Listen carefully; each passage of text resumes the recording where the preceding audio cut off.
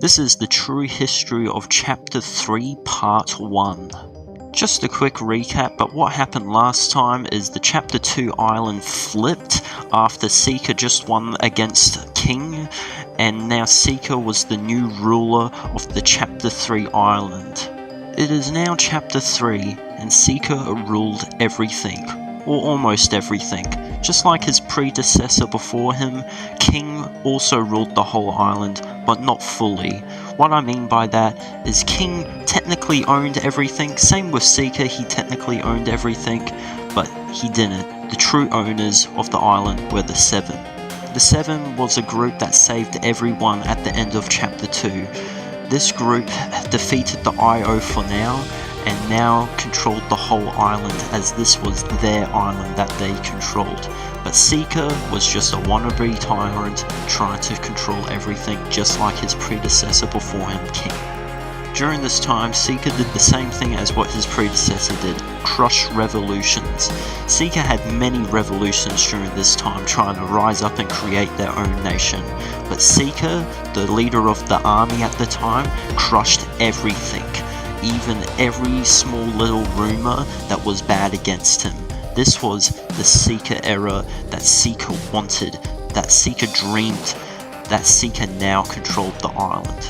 While Seeker was leader, he doubled down on recruiting more troops for his army.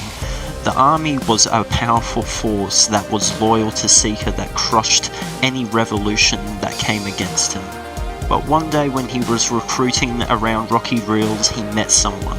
He met the person that would have become the nightmare for Seeker, but he just didn't know it at that point. This person was the Polar Moon. The Polar Moon was a young man coming from Rocky Reels. The Polar Moon wanted to join this army when he heard Seeker was in town, because he knew Seeker was the person that fought against the Tyrant King. But at the time, the Polar Moon didn't realize how bad Seeker was. Seeker was probably more bad than King was ever. The time that the Polar Moon was in the army, Seeker treated him roughly, like every other soldier he treated. He didn't treat his soldiers with respect and didn't get any in return. But they knew that Seeker would make them disappear if he challenged him. But the Polar Moon was a peaceful man. He wanted to maintain order and peace for the island, so that meant he would follow Seeker's orders until he met a certain someone. This person was called Speaking Beef. Speaking Beef was a high-ranking general, but he liked the Polar Moon a lot, that he started talking to him. The Polar and Speaking Beef talked a lot during this time, and they became good friends. They even started training with each other. Everything seemed pretty well on the island, until they came. The IO was back. They had drilled underneath the island from the Chapter 2 side and had made their great return. The Seven and IO were officially at war. Seeker saw this as a chance of him losing his power, so he doubled down on training his troops. That included Speaking Beef and the Polar Moon. During one training session, Speaking Beef seemed to break. He had enough of how terrible Seeker was, and how terrible his training was, and how dictatorship he was on being all about control. He went to the Polar Moon and told him about this. He told the Polar Moon that they needed to finally do something against Seeker. They needed to stop his brutal regime of controlling everyone. At the time, the Polar Moon was still peaceful, and he didn't fully agree with it, but Speaking Beef changed his mind. Speaking Beef told the Polar about the times of freedom, the time of freedom before King, before Seeker, before any of this dictatorships that they started. He talked about the one thing the Polar never had, freedom. He said to the Polar Moon that the only way to get freedom was to fight for freedom, and that made the Polar Moon second guess himself. But after a lot of thinking, the Polar Moon finally agreed with Speaking Beef and sided with him on whatever he was gonna do. And what Speaking Beef did next was unbelievable.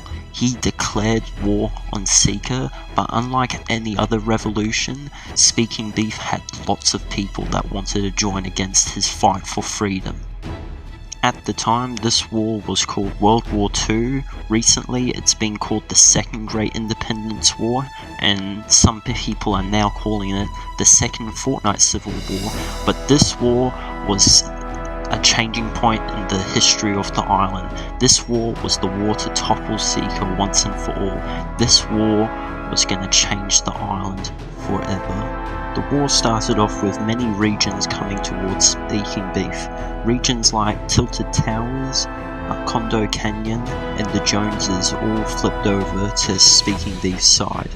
DePolemoon then became a military general, as he was a good strategist in warfare.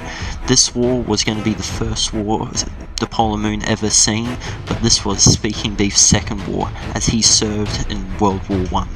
The first major battle happened at Command Cavern. Command Cavern was a stronghold for Seeker, and Speaking Beef knew that, so he sent his army over there that had lots of tanks to destroy and capture Command Cavern. The battle was brutal, but Command Cavern was captured for a short period of time. This period of time was important though, as Speaking Beef used this time to get lots of resources from the caverns, and also lots of guns. But then he retreated back to Tilted Towers, but this time he was followed by Seeker, as Tilted was a pretty important area, but at the same time it was really hard to defend. See, Tilted Towers had lots of mountains around it, so it made it easier to be besieged upon. So after 3 hours of fighting, Speaking Beef lost that battle, and Speaking Beef and DePolemoon flee to Shifty Shafts, as they were hiding some mythics there. It's also important to note that this was still the old way of warfare, meaning fight until someone surrendered. Even though Speaking Beef and DePolemoon had the numbers and had more power and were beating Seeker more often, Seeker still said, no, it's fight until someone surrenders. So this made the war last 3 months.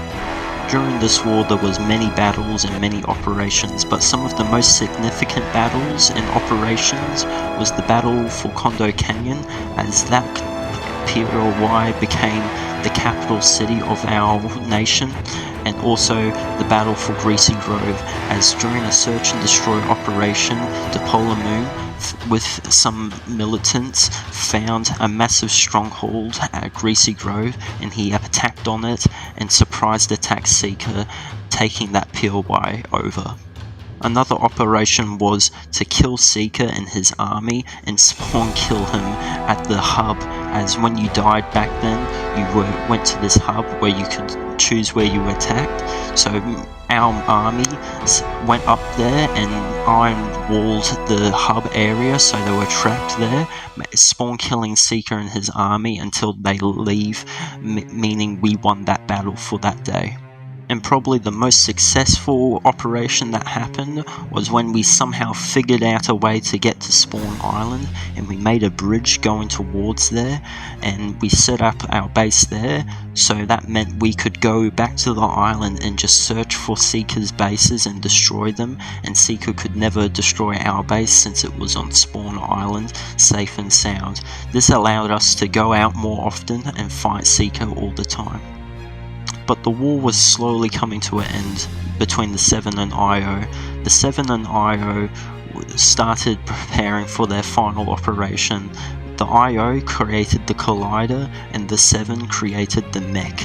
The Mech was designed to destroy the Io and destroy the Collider, and the Collider was designed to destroy the whole island, as the Io just wanted to restart and start all over again. During this time, Seeker was getting so desperate to win, so he started talking to the top officials of the IO, aka Dr. Sloan, and organized an alliance to help them stop the Seven. In return, the IO would help them defeat DePolemoon and Speaking Beef.